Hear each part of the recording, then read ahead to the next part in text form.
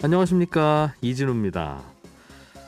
숙면과 목욕 그리고 한 잔의 와인은 슬픔을 누그러뜨린다. 이게 어느 철학자가 한 말이라고 하는데 아침부터 숙면, 목욕, 와인 이런 얘기 들으니까 피로가 좀 풀리는 것 같기도 하고 다시 이불 속으로 들어가고 싶기도 하고 좀 그러시죠.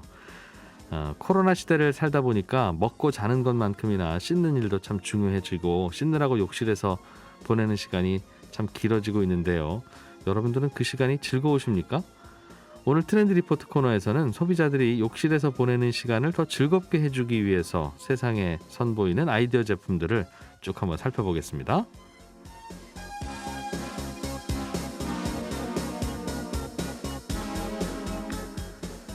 저희 청취자께서 파킹 통장이 어떤 건지 궁금하다는 질문을 주셨는데 이게 하루만 넣어둬도 꽤 괜찮은 금리를 준다고 해서 요즘 이용하시는 분들이 빠르게 늘고 있다고 합니다. 친절한 하나씩 시간에 이 파킹 통장이라는 게 뭔지 자세하게 소개해드리겠고요. 공기업과 공공기관이 하는 일에 대해서 알아보는 시간. 오늘은 우리 인체 조직의 기증, 관리, 분배 이런 일을 담당하는 기관 한국공공조직은행에 대해서 자세하게 알아보겠습니다. 1월 30일 토요일 손에 잡히는 경제 광고 듣고 바로 돌아오겠습니다. 코로나19 때문에 집에서 보내게 되는 시간이 길어지다 보니까 이것저것 집 여기저기에 신경도 쓰이게 되고 또 집 인테리어도 바꿔보는 분들도 있고 또 생각보다 긴 시간을 보내게 되는 욕실을 좀 꾸미고 싶은 그런 충동들도 생기는 모양입니다. 요즘 그게 또 트렌드라고 하네요. 트렌드 리포트 시간에서 살펴보죠. 로그인디 조현경 대표님 나오셨습니다. 어서 오세요. 네, 안녕하세요. 오늘은 욕실 이야기군요. 네. 저는 이거 참 좋아합니다. 욕실요? 네. 욕실이 어떤 욕조 있는 거 좋아해요. 이 안에서 네. 반신욕하면서 네.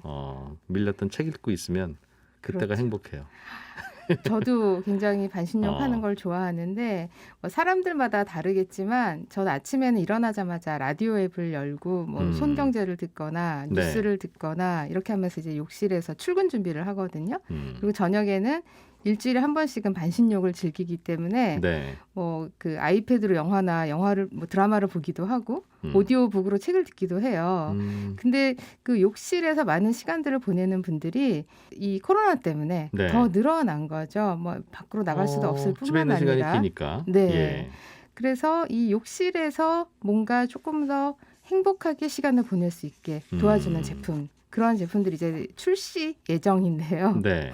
먼저 소개해드릴 제품이 샤워할 때 가장 많이 사용하는 제품 중에서 하나인데요. 네. 샤워할 때는 그냥 샤워를 하는 거죠. 뭐가 필요해요? 네, 샤워할 때 밖에 있던 제품을 가지고 들어가서 사용하는 제품 중에 어떤 게 샤워할 때 밖에 떠오르세요? 있는 제품을 갖고 들어가면 다 젖잖아요. 샤워할 때 빈몸으로 가야죠. 네, 좀 즐겁게 하기 위해서 음악을 듣는 분들이 많으시잖아요. 예. 샤워 전용 욕실 전용 스피커가 출시 예정인 제품이 있어요. 네, 욕실 전용 제품이니까 말씀하신 것처럼 방수는 되겠죠. 방수도 돼야 될 거고 또 블루투스로 무선으로 작동이 돼야 되겠고요. 이런 제품은 사실 방수되는 무선 블루투스 스피커 하면 굉장히 많을 거 아니겠어요? 있기야 있죠. 갖고 들어가면 되는데. 네. 근데 제가 오늘 소개해드릴 제품이 왜 욕실 전용이냐? 네. 샤워기에 아예 끼워서 사용하는 스피커거든요. 샤워기에 보면은 샤워 물과 손잡이가 있잖아요. 그걸 이렇게 돌리면은 그 샤워기 헤드 부분을 바꿀 수가 있잖아요. 그렇죠. 원하는 샤워기로. 그 사이에 이제 샤워기 헤드를 뺐을 때 거기 사이에 스피커를 끼우는 거예요. 그 물 안 들어가게 잘했겠죠? 물이 왔다 갔다 해야 합니다. 그 샤워기 스피커를 사이로 물이 왔다 갔다 해야 되는데요. 왔다 갔다 해야 되는 이유가 있어요. 왜 그러냐면 이 스피커는 작은 수력 발전기가 들어있어요. 그래서 샤워를 할 때 물이 흐르는 그 운동에 의해서 충전을 해요? 충전이 됩니다. 그렇겠네요. 굳이 건전지 갈아 끼우고 하면 그것도 복잡하기도 하고 방수 문제도 있을 테니까. 네. 그리고 이게 충전해서 사용하는 거라면 이 샤워기 꼭지에서 뗐다가 붙였다가 하면서 계속 충전을 늘 해줘야 되잖아요. 그렇죠. 그러면 불편하니까. 정말 내가 필요할 때 음악을 못 들을 수 있으니까 처음에 한 번만, 그러니까 처음에 사자마자 완충이 되어 있는지만 확인을 하고 이게 이제 배터리가 2,600암페어인데요. 네. 완충만 되어 있으면 그 다음부터는 쓰면서 자동 충전이 되는 거예요. 샤워할 때마다 샤워할 물을 때마다. 물을 쓰게 되면 물이 왔다 갔다 하는 내려가는 그 속도에 의해서 수력 발전 스피커네요. 맞습니다. 그러니까 뺐다가 예. 끼웠다가 하면서 충전을 할 필요가 없고요. 네. 그리고 여차해서 샤워기를 바닥에 떨어뜨리기도 하는데 그러면 이 스피커가 같이 떨어졌을 때 파손도 잘 안 되게 굉장히 단단하게 만들어져 있고요. 그리고 친환경을 생각을 했다는 게 이제 자동 충전도 되지만 수력 발전에 의한 자동 충전도 되지만 이 제품 자체를 그 바다에서 건져 올린 폐 플라스틱을 활용을 해서 만듭니다. 네. 그래서 폐 플라스틱을 재활용해서 만든 친환경 제품이면서 이 제품을 가지고 뭐 방수도 되니까 샤워하면서 음악도 듣고 뉴스도 듣고 그렇게 하는 샤워기 전용 스피커입니다. 한 번도 안 써봤는데 가끔 그 욕실에 스피커를 갖고 들고 들어가면 샤워 물소리랑 섞이면 잘 안 들리는 경우도 있는데 맞아요. 그 샤워 헤드에서 스피커가 바로 나오면 어떻게 들릴지는 궁금하긴 하네요. 그리고 이 제품이 그래서 어떤 분들은 샤워를 하면서도 좀 서라운드 스테레오로 음악을 즐기고 싶다 하는 분들은 이 제품을 2개를 사서 그러면 동시에 2대까지 연결이 돼요.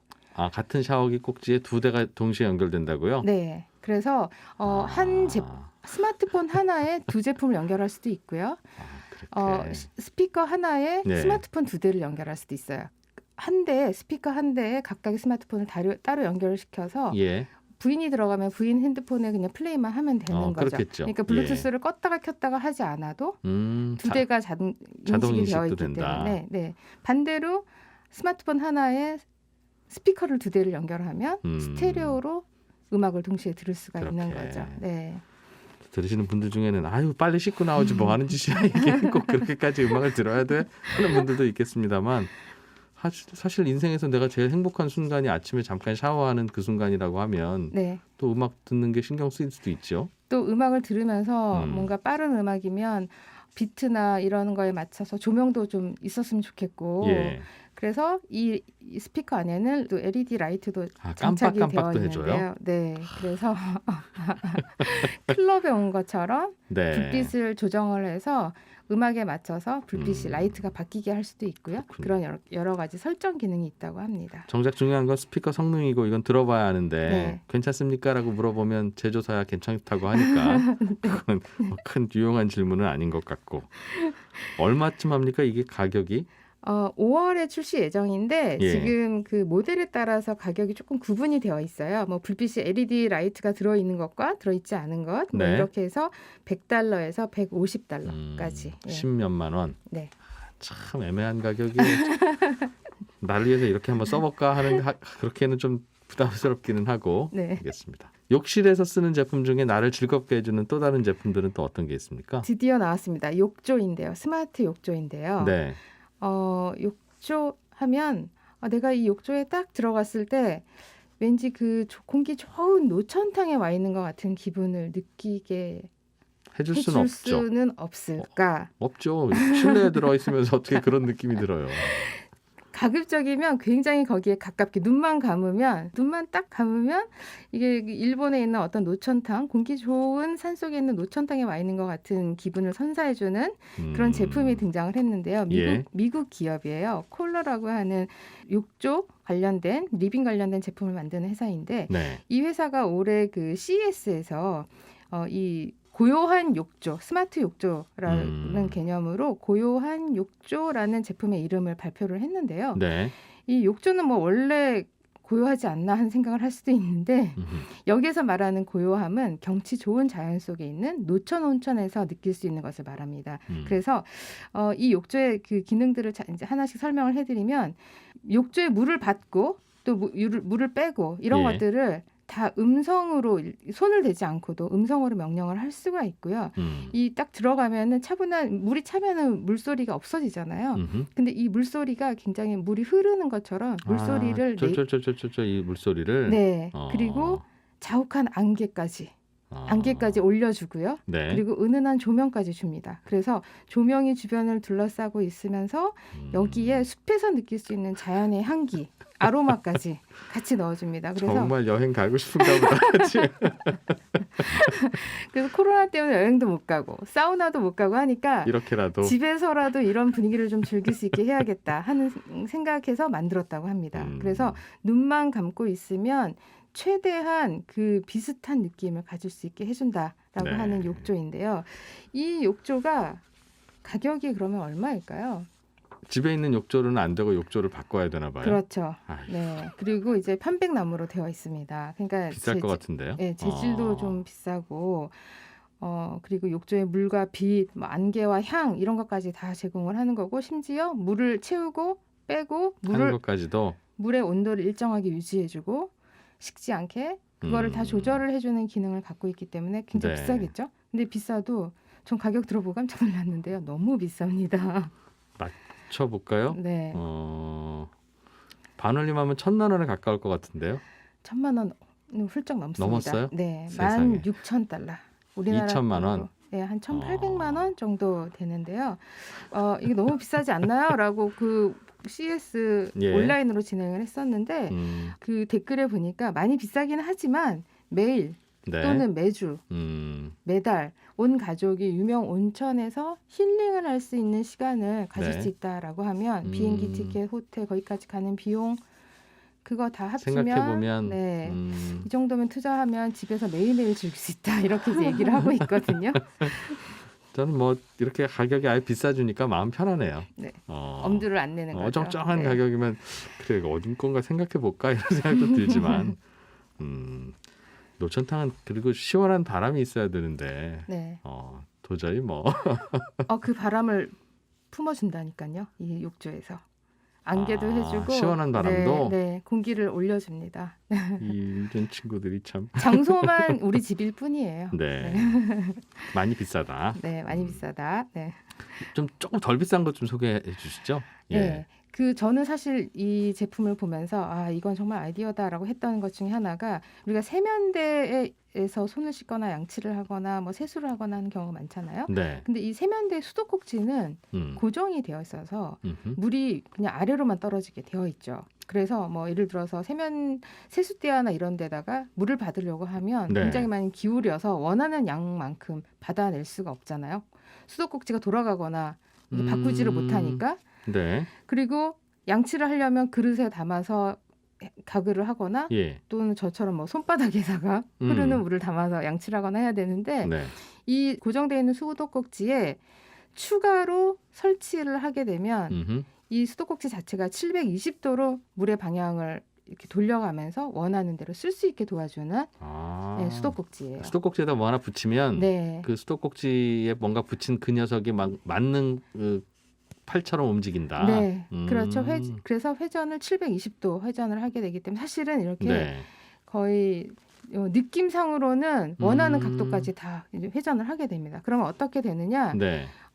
물을 틀고 이 수도꼭지를 위로 이렇게 올리게 되면 물이 위로 뿜어지지 않겠어요? 그렇겠죠? 우리가 뭐 이런 공원이나 같은 데 가면 공용 그 음료대를 보면 위로 좀 샘솟는 그렇게 물이 나오기 때문에 양치를 하고 나서 손을 안 대고 가글을 한다거나 그리고 이제 뭐 그릇에 물을 담아야 될 때 그 세면대에 들어가지 않는 그릇들도 있을 거 아니겠어요? 큰 그릇도 바깥으로 물줄기를 빼면 되니까. 그래서 이 수도꼭지가 방향을 조절할 수 있는 게 이제 그 핵심이고요. 주방의 설거지통에는 붙어있는 그 꼭지. 그 꼭지보다 훨씬 더 자유롭게 돌아갑니다. 그리고 이게 그냥 단순히 방향만 조절하는 것이 아니라 물의 세기도 버튼을 돌리게 되면 이걸 직수로 할 것인지 분무기처럼 해줄 것인지 이렇게 방향 구멍에 따라서 알겠어요. 물의 세기와 물에 나오는 물의 종류도 다르게 해주고 유용하겠는데요? 맞습니다. 그래서 이 제품이 사실 이 제품은 어느 브랜드라고 말할 수 없을 정도로 각 회사에서 여러 가지의 모양 디자인으로 만들어서 판매를 할 예정인데 가격이 15달러에서 20달러 정도에 형성이 되어 있어요.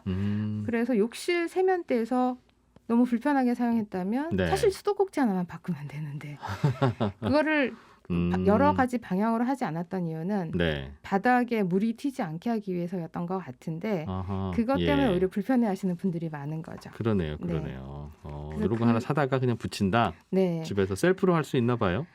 셀프로 할 수 있습니다. 네, 그래서 이제 뭐 스패너나 이런 것만 있으면 네. 돌려서 끼우기만 하면 되거든요. 사실 이런 게 이 세면대에서 가장 많이 하는 게 손 씻고 양치질하는 건데 네. 너무 불편하다 보니까 예전에 모 디자인 그룹에서는 칫솔 브랜드랑 콜라보를 해서 그 굉장히 아이디어 칫솔 하나 선보인 적이 있었는데 예. 칫솔에 그 구멍 2개를 딱 뚫었어요. 그게 아이디어예요. 그럼 구멍을 2개 뚫으면 어떻게 되느냐? 양치를 하고 난 다음에 칫솔 그 모 바로 밑에 예. 구멍 2개가 있는데 예. 첫 번째 구멍에다가 이렇게 개수대에다가 예. 이렇게 물을 갖다 대면 다른 구멍으로 물이 뿜어져서 올라오는 거예요.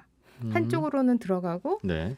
막혀 있으니까 뚫려 있는 다른 구멍으로 물이 올라오게 되는데 그러면 칫솔을 대를 활용을 해가지고 종이컵을 쓰지 않고 입으로 바로 물을 보내주는 그 칫솔이 나와가지고 아주 유행이고 인기였던 적이 있었거든요. 근데 이게 칫솔만 바꿔도 그렇게 되는데 아예 그러지 말고 예. 그 세면대에 있는 그 수도꼭지를 추가로 끼워서 720도 회전할 수 있게 해주자라는 제품이 이제 나오게 된 거죠. 세면대에서 항상 사람들이 이 고민을 하는군요. 양치컵을 쓰기에는 컵이 없거나 네. 뭐 비위생적이라는 생각이 들기도 하고. 그렇죠. 그러면 손바닥에 받아서 물을 모아서 이제 입에 넣어야 되는데 그것도 좀 찝찝하면. 그리고 여성분들은 화장을 하니까 손바닥에 이제 물을 받아서 하게 되면 이 얼굴 옆에 주변이 딱 가글만 하고 싶은데 딱 정확하게 겨냥을 해서 물을 좀 보내줬으면 좋겠는데 그게 네, 안 되고. 네, 그래서 화장이 지워지거나 하니까 또 그걸 다시 고쳐야 돼 이런 불편함이 그 고민이 있거든요. 있었는데 네. 그런데 끝꼭지에다가 자유롭게 움직일 수 있는 뭔가를 달면 네. 그래서 물의 세기만 살짝씩 조절을 해주면 물의 방향이나 물이 뿜어져 나는 거리까지도 조정이 가능한 거죠. 이래서 화장 안 하시는 남성들도 네. 일주일에 하루는 날을 잡아서 네. 불편하실 수 있겠으나 화장을 하셔야 되는 것 같아요. 그래야 이게 이렇게 불편할 수 있구나 이런 수요도 생기겠구나라는 걸 알죠. 네. 아니 손바닥으로 받아서 쓰면 되지 왜 고민이지 하는 생각을 지금까지 해오고 살았네요. 네. 그리고 뭐 양치뿐만이 아니라 저는 제일 불편했던 게 세숫대야에다가 물을 받을 때 맞아요. 가득 담고 싶은데 반밖에 못 담아요. 맞아요. 기울여서 빼야 되니까. 맞아요. 네, 그런 경우에도 굉장히 좀 편리하더라고요. 걸레라도 좀 빨려고 하면 물을 좀 넉넉히 받아야 되는데 네. 수도꼭지 따로 이제 없어진 욕실들이 많으니까. 맞습니다. 그렇죠. 그래서 저는 한 컵, 2컵 이렇게 받았던 기억이 있는데 이것만 바꾸면 되는 거였군요. 예.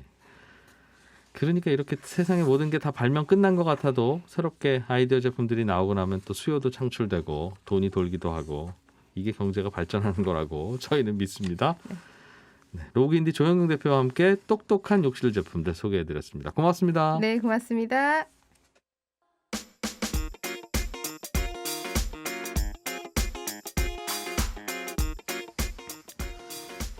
요즘 정말 은행 가보면 저금리 시대임을 확인할 수 있습니다. 시중은행 예금 금리가 대부분 0%대로 떨어졌어요. 그래서 내 돈을 잠깐이라도 어디다 두는 게 좋은 것인가 고민하는 분들이 참 많을 텐데 요즘 저축은행들이 내놓는 파킹 통장이라는 게 의외로 금리도 높고 유용하다고 해서 오늘 친절한 하나 씨 이하나 리포터가 취재해 왔습니다. 어서 오십시오. 네, 안녕하세요.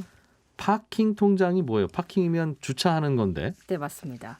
그 주차하듯이 돈을 은행에 잠시 맡겨둔다는 의미인데요. 네. 파킹 통장이라는 건 정식적인 상품 이름은 아니고요. 예. 그런 성격의 통장을 통칭하는 말입니다. 그러니까 네, 자유 입출금 통장이긴 한데요. 하루만 맡겨도 이자를 주는 형식이고요.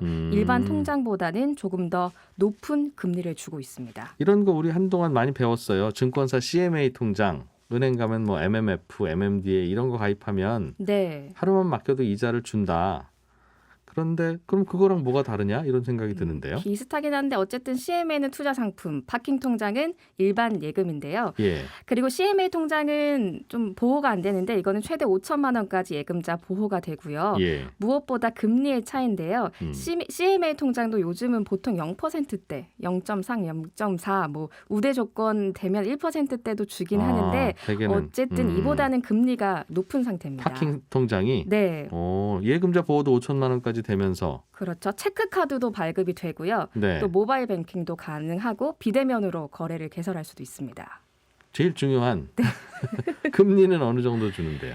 최고 1% 중반대 정도가 됩니다. 1.5? 네. 오. 1.5 아니면 우대 조건 충족시키면 1.7 주는 곳도 있는데요. 예. 이게 1금융권에도 파킹 통장이 있긴 한데 CMA 통장보다 약간 더 주는 정도예요. 0.6%. 0.9%대라서 대부분의 저축은행 같은 제1금융권에서 1% 중반대 이자를 주고 있습니다. 네. 네, 이자는 자유입출금 통장이라서요. 매일매일 통장 잔액을 기준으로 이자를 계산하고요. 이자 지급은 매달 한 달에 한 번 정해진 날짜에 지급을 합니다. 그건 주기만 하면 그건 괜찮아요. 뭐 어떻게 네, 주든 간에. 그래서 꽤 높은 금리에 뭐 정기 적금이나 예금처럼 만기까지 기다릴 필요 없으니까요. 사회 초년생도 많이 이용하고 투자하기 전에 돈 잠깐 모아두는 분들도 많이 사용하고 있습니다. 보통 은행 정기예금보다 저축은행의 파킹 통장이 이자가 높네요. 그렇죠. 언제든지 뽑아도 되면서. 네, 맞습니다. 그러면 조금 뭐가 번거로운지 모르겠지만 은행 정기예금 하는 것보다 물론 거액이면 저축은행이 이제 망하거나 그러면 위험하니까 안 되지만 네. 5천만 원 이하라면 뭐 정기예금 정기적금 할 게 아니라 여기다 더 넣어두는 게 맞는 것 같은데요. 네, 그래서 요새 많은 분들이 이용해서요. 실제 예. 서울 주요 저축은행들의 파킹 통장 잔액이 1년 사이에만 2조 원이 늘었다고 합니다. 야, 이것도 어디다 쓰나 이 저축은행들은 이제 어디 대출해줘야 될 텐데. 그렇죠. 계속 갖고 있으면 안 되니까요. 그러니까 이자를 많이 주는 이유는 일단은 예금을 유치해서 어딘가 운용을 해보겠다는 저축은행들의 그렇죠. 그리고 이 통장 자체가 그냥 일반 예금이라 운용 비용이 훨씬 저렴하다고 합니다. 예. 그리고 어쨌든 모바일 뱅킹 시대 고객을 좀 더 유치하려는 미끼 상품이기도 하고요. 그러면 이제 한 가지 굳이 흠을 잡자면 저축은행들은 전국에 지점이 많지 않으니까 네. 야, 저 저축은행이 파킹 통장 이자가 제일 높구나 하더라도 와, 저기 가면 뭐 고속버스 타고 저 3시간 가야 되네. 뭐 이런 경우 있을 것 같은데요. 근데 대부분 보면요. 비대면 거래입니다. 그래서 어플리케이션만 다운받으면 계좌를 개설할 수 있습니다. 비대면 계좌 개설. 네. 은행원 얼굴 한 번도 안 보고 계속 쓸 수 있다는 거죠. 그렇죠. 네. 그렇군요. 알겠습니다. 그러면 제일 금리 높은 데를 좀 알려주면 좋은데 어디 가면 손품 발품 좀 팔아야 되는 거죠? 이게 뭐 어느 사이트에 가서 한꺼번에 조회가 되면 너무너무 좋겠지만 네. 제가 찾아본 결과 손품을 팔아야 합니다. 은행 사이트 상품 메뉴에서요. 보통 예금이긴 한데 금리가 좀 높고 이자를 매월 정해진 날짜에 준다면 그 상품이 바로 파킹 통장입니다. 예. 좀 더 쉬운 방법은요. 포털 검색창에 파킹 통장이라고 치면 요즘 시중에서 가장 금리 많이 주는 뭐 탑3 상품 몇 가지가 뜰 겁니다. 예. 그럼 그 해당 은행 사이트나 어플리케이션에 들어가서 자세한 정보를 확인하시면 됩니다. 그러면 거기서 이제 내 신용카드 결제도 거기서 뭐 하게 하고. 네. 아휴, 은행들이 들으면 손에 잡히는 경제는 왜 저런 걸 알려주는지 답답하겠어요. 그래도 좋은 상품 찾아가야 되니까요. 가입할 때 주의할 건 없습니까? 보통 어떤 곳은 정해진 금액, 그러니까 뭐 500만 원 이상을 넣어야 그 금리를 쳐준다는 곳도 있고요.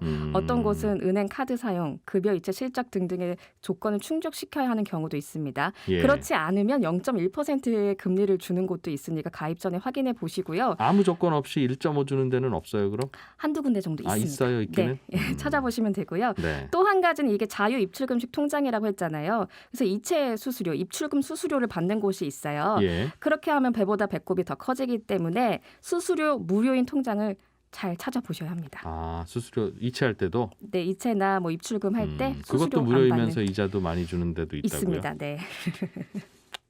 개인적으로 따로 좀 알려드리겠습니다. 이하나 리포터였습니다. 고맙습니다. 네, 감사합니다. 우리가 돈을 맡겨놓고 있다가 필요할 때 꺼내서 쓰는 기관을 은행이라고 하죠. 그런데 우리의 신체 조직도 이렇게 어딘가에 맡겨놨다가 필요할 때 꺼내 쓰는 경우가 있습니다. 정말 그런 은행이 있다는 말인가? 네, 오늘은 거기를 찾아가 보겠습니다. 법무법인 율촌의 최준영 전문위원과 함께합니다. 어서 오세요. 네, 안녕하세요. 이게 뭡니까? 이게 신체 조직을 보관해 놓고 네. 필요할 때 갖다 쓰는 은행이에요? 뭐 엄밀히 말하면 그렇습니다. 어. 예. 그래서 약간 좀 느낌이 좀 이상하시죠? 신체를 은행에 갖다 놓고 우리가 그것을 갖다 쓴다. 가끔씩 무슨 뭐 네. 뇌사 상태에 빠진 환자가 장기 기증을 하면 그거 얼른 가져다가 급하게 살아있는 상태로 어디 이식 수술한다는 이야기는 들었는데 네네. 그거랑은 다른 거죠. 비슷하지만 다릅니다.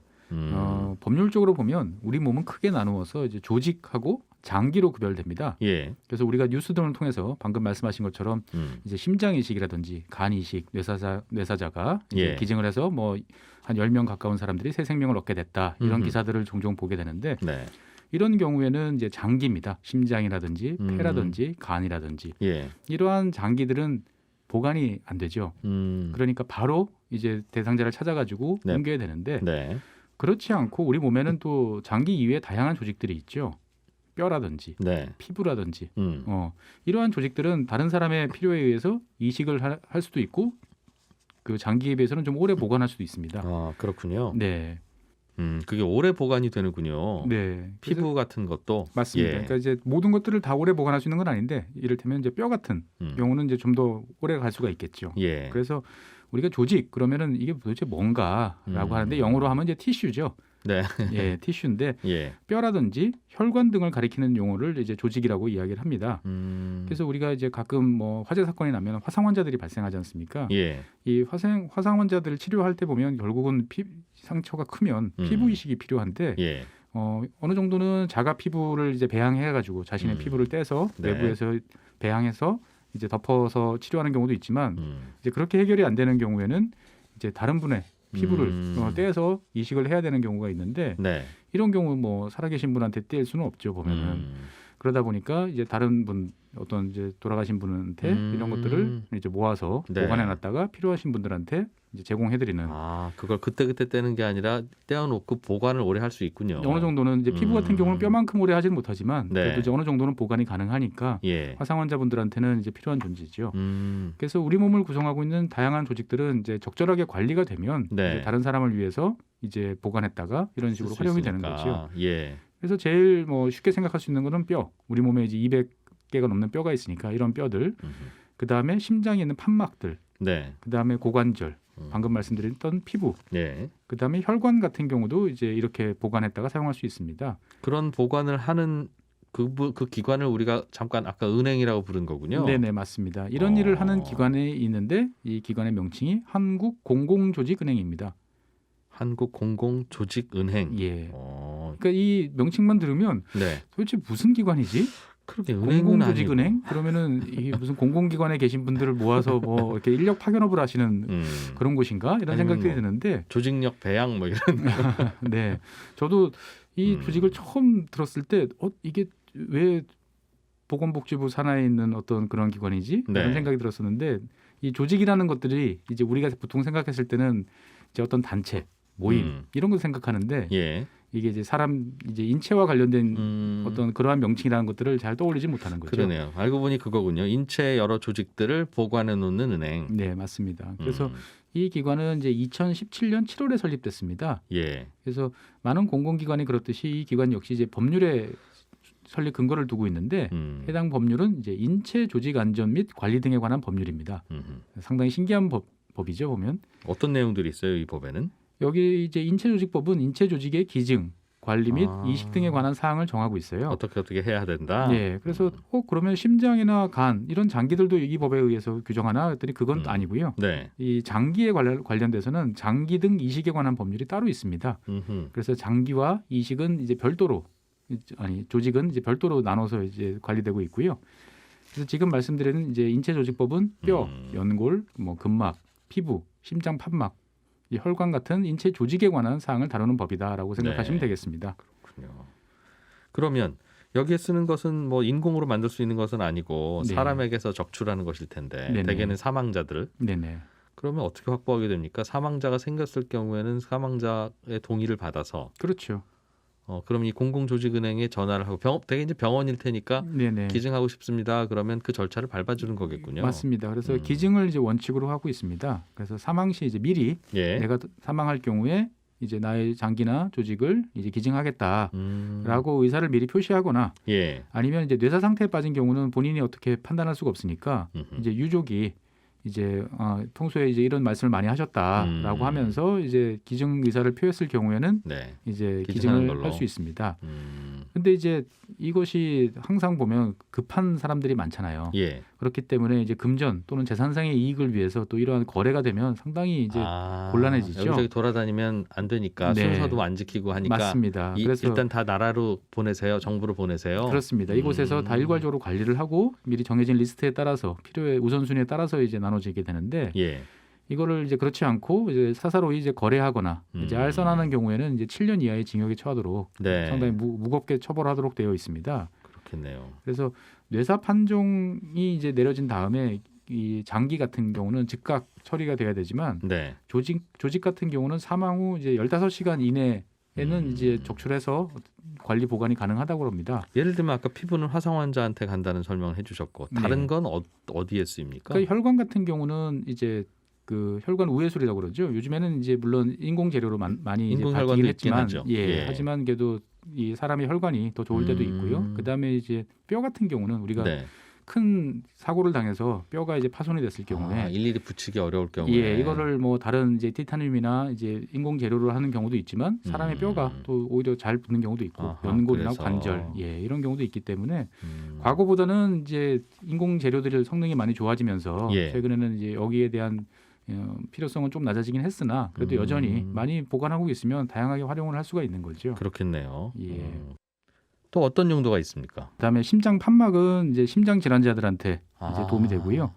그리고 이제 아까 말씀드렸던 뼈 같은 경우는 이제 고륙종, 특히 이제 뼈암이라고 그러죠. 이 환자를 같은 경우는 뼈 손상으로 이제 재건 수술이 필요하니까 꼭 골절 아니더라도 뼈가 심하게 결손된 경우, 결손이라고 표현하는데 이런 경우 이제 이식을 해가지고 기능을 회복하도록 도와주는 역할도 하고요. 예. 그리고 이제 꼭 사망이 아닌 경우에도 기증이 가능한 경우가 이제 제왕절개로 출산한 산모 같은 경우는 양막을 기증할 수 있습니다. 다른 산모를 위해서 남아 있으니까. 네네 그런 경우도 있고요. 그다음에 이제 연골, 그다음에 인대, 우리가 이제 뭐 스포츠 선수들 같은 경우 보면은 인대 접합술이라든지 여러 가지 이식 수술이라든지 이런 것들을 생각해 보면 누군가한테 받아서 네. 결국은 이제 사용하게 되는 거지요. 다 이거 인공으로만 하는 줄 알았어요, 저는. 예, 많은 분들이 그렇게 생각하시는데 여전히 이제 인공도 있지만 다른 분들한테 기증받은 조직도 이제 활용되고 있다. 인공이라는 게 가장 흡사하게 만들려고 노력한 결과물일 테니. 네네. 진짜가 제일 좋기는 좋겠죠.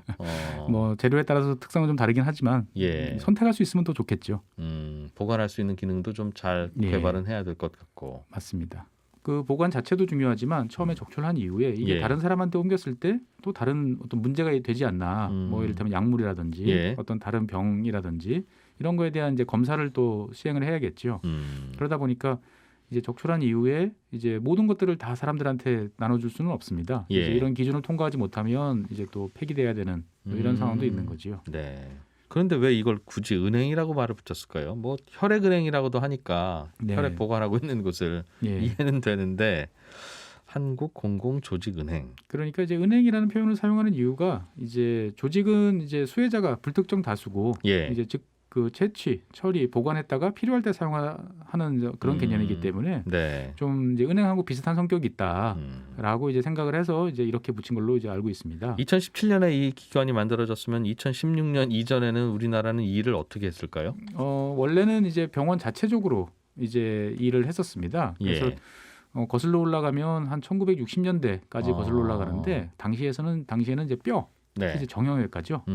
예, 우리가 이제 뭐 뭔가 뼈 같은 경우는 그래도 비교적 쉽게 뭐 바꿔 쓰고 할 수 있다고 생각하기 때문에 병원 단위에서 이제 수술장에서 얻어지는 뼈를 중심으로 이제 주로 보관하고 했다가 사용하는 어떤 이런 각자 체계들이 병원이 각자 보관하고 있다가 그쪽 맞는 환자 오면 각자 해주는. 예, 그렇습니다. 예, 그래서 혹시 모르니까 보관해 놓고 있어. 그러다가 다음에 또 쓰고. 그 환자 오면 그런 유의 환자가 오면. 예. 그러다가 정형외과 이외에도 이제 점점 이제 흉부외과라든지 그러니까 주로 심장 수술 관련이죠. 심장 판막이라든지 이런 것들. 그다음에 성형외과 같은 경우 이제 특히 이제 물렁뼈 같은 이런 조직들은 코라든지 이제 귀라든지 이런 데서 나오는 물렁뼈 같은 경우는 여러모로 쓰기가 좋았죠. 인공 재료가 이제 발달하기 전에는. 그래서 대형 병원에서 각 병원 단위에서 이제 이것들을 주로 사용을 하다가 2000년대 들어오면서부터 한국조직은행 연합회라는 것이 만들어지기 시작을 했습니다. 그러니까 이제 각 그 개별 병원별로 이제 조직은행이라는 이름으로 이제 달고 있다가 이것들을 이제 각 병원별로 이제 네트워크 만들어지는 거죠. 그래서 점점 이제 체계화되기 시작했고 실제로 이 우리가 필요한 모든 양을 국내에서 조달할 수가 없어요. 그러다 보니까 이것들만 또 전문적으로 수입하는 업체들이 또 많이 계십니다. 이게 우리가 공급보다 수요가 많군요. 예, 맞습니다. 그렇기 때문에 이제 해외에서 수입되는 조직 같은 경우는 야, 이거를 제대로 쓸 수 있나? 라는 것들을 또 확인을 해봐야 되는 어떤 그러한 필요성이 있다라고 했기 때문에 이거를 담당할 기관이 있어야 된다. 안 그러면 그냥 외국에서 수입을 한 걸 그냥 믿고 썼다가 문제가 생기면 어떡하느냐. 중간에 검사를 해야 된다. 네네. 그래서 이제 이러한 필요성이 제기되면서 뭐 대한인체조직은행, 한국인체조직기증지원본부 등등 여러 기관들이 이제 설립이 돼서 일을 하다가 이것들을 비슷한 일을 하는 기관들이니까 통합을 하자라고 해서 한국인체조직기증재단으로 이제 처음엔 통합이 됐다가 여기까지는 무슨 말인지 이해돼요. 한국인체조직기증재단 하면 무슨 일 하는지 알겠는데 그러다가 2017년에 한국공공조직은행으로 이제 변화한 거죠. 그러니까 뭔가 이제 더 체계를 높이려고 이제 이렇게 만들었는데 명칭 자체가 사람들한테 조금 좀 모호해지는 이제 그런 특성이 있습니다. 중요한 일 하는 기관이네요. 맞습니다.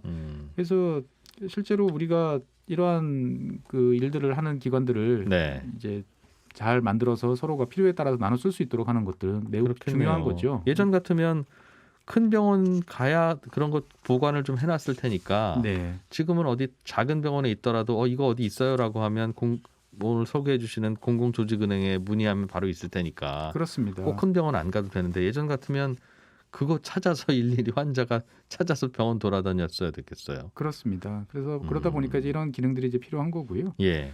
그래서 아까 이제 보관이 가능하다라고 이제 말씀을 드렸는데 이제 최대 이제 한 5년까지 된다고 그럽니다. 그래서 보통 우리 장기 같은 경우는 뇌사살 장기로 보면 한 10여 명 최대. 최대 한 10여 명까지 이제 보통 뭐 새로운 생명 얻었다 이렇게 말씀을 하는데 한 번에 시신에서 떼어내면 인체 조직 같은 경우는 최대한 100여 명까지도 이제 건강을 회복할 수가 이제 있습니다.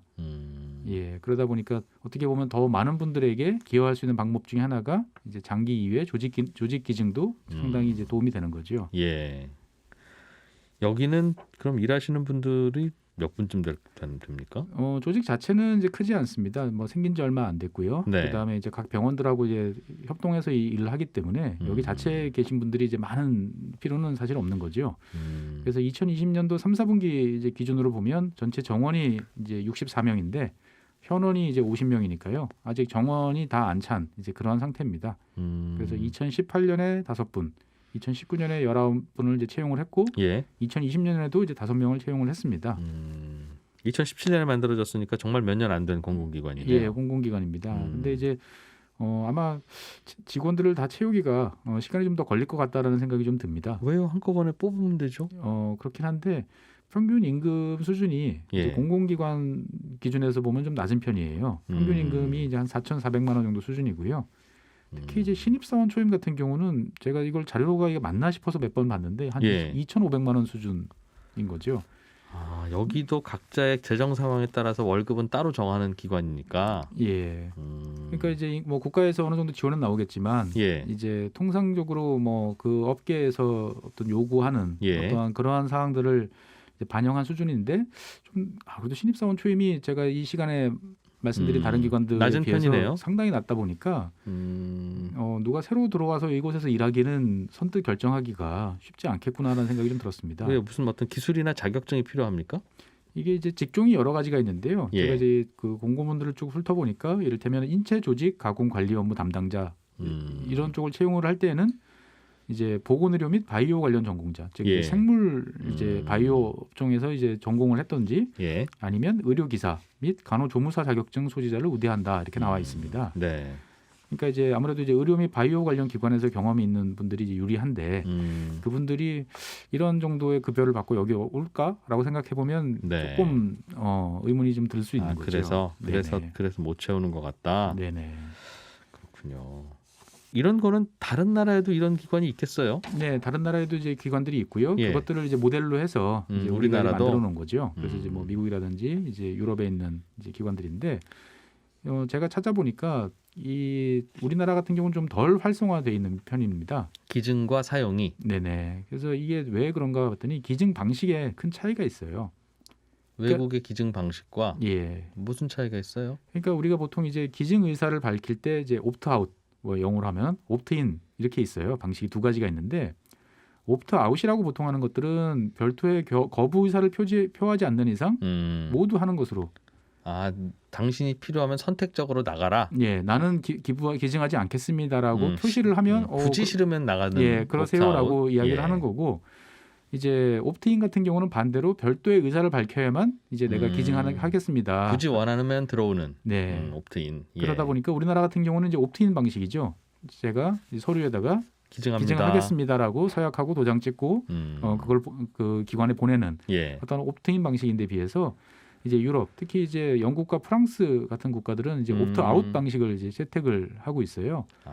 그러다 보니까 이제 기증률이 높을 수밖에 없고 특별히 명시적으로 거부하지 않으면 그냥 기증하신 걸로 간주하는. 네, 간주하는 거죠. 그러니까 디폴트 값이 이제 기증이다라고 이제 생각을 하는 거고요. 가족 동의 절차도 없어요? 그러니까 이제 프랑스 같은 경우는 이제 제일 이 옵트아웃이 활발하게 이제 법률로 적용이 되고 있는데 별도의 거부 의사를 정확하게 밝히지 않는 이상은 모든 국민은 다 잠재적 기증자로 이제 간주하고 있고 원래는 이제 사망 후 그래도 가족한테 동의를 다시 한번 구하는 절차들이 있었는데 이것 때문에 이제 제대로 안 되겠죠. 안 된다라는 이야기가 있어서 2017년 이 절차가 삭제됐어요. 그러니까 이제는 뭐 가족한테 물어보지 않고 본인이 사전에 이제 서류나 뭐 인터넷이나 이런 걸 통해 가지고 내가 이제 안 하겠소라고 밝히지 않는 이상은 프랑스에서는 이제 기증을 원칙으로 이제 가는 거고요.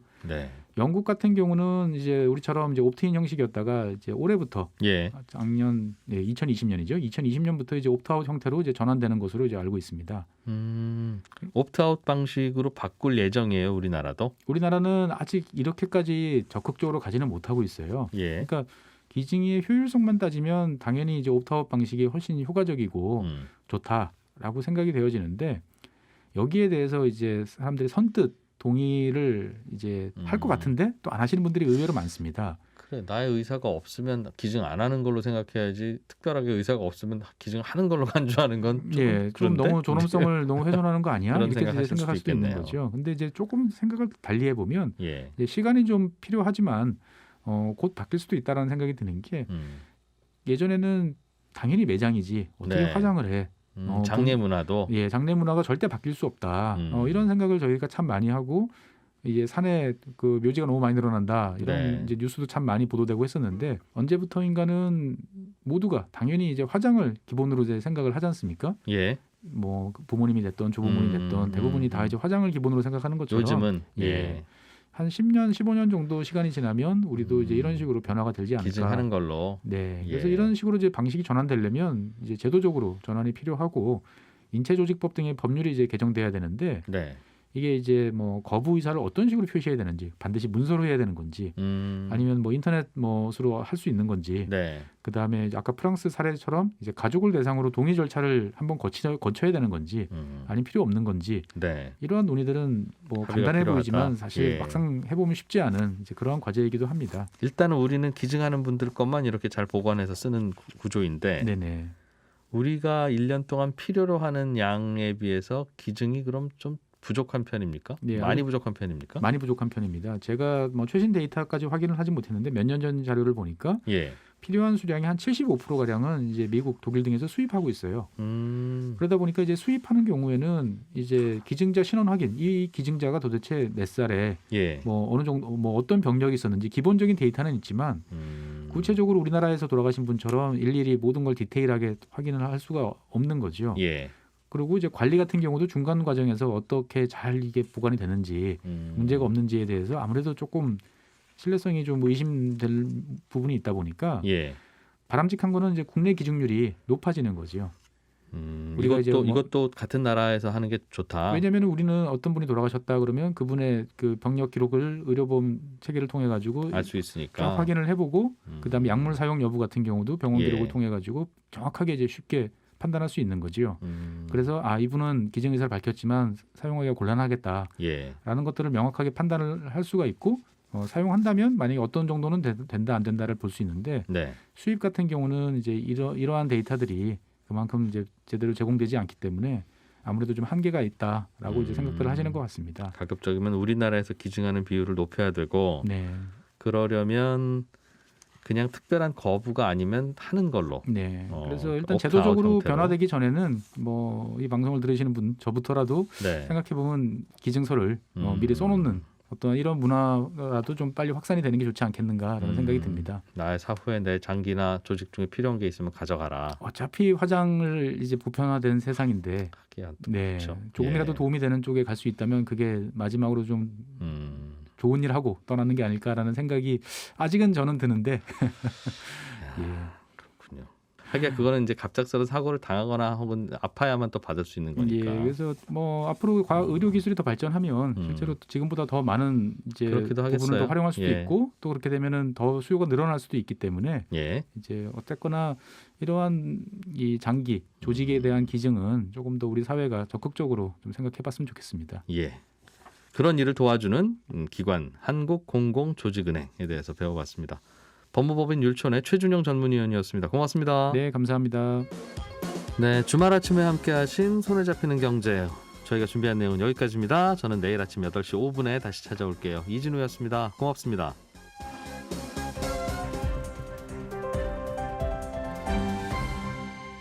경제를 생각하는 사람들의 즐거운 습관.